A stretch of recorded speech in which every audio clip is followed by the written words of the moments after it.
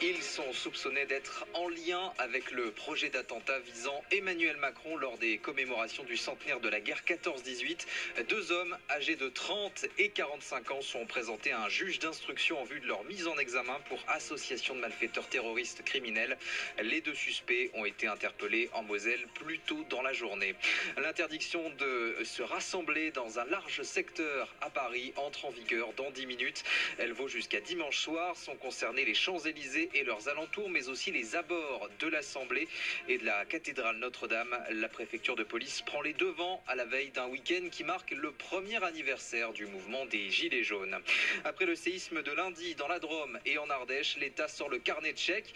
2 millions d'euros vont être débloqués pour reconstruire les édifices publics, en plus des dispositifs d'aide déjà existants.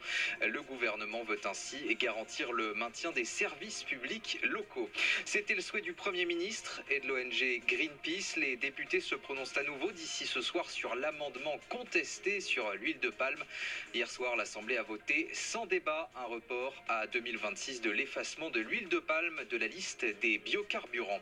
Et puis la Société des réalisateurs de films appelle à des états généraux sur la question des abus sexuels et du harcèlement dans le 7e art. Le but, aboutir à une charte, un code de conduite commun et des mesures spécifiques.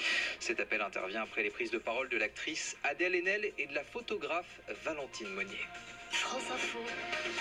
Et tout est plus clair.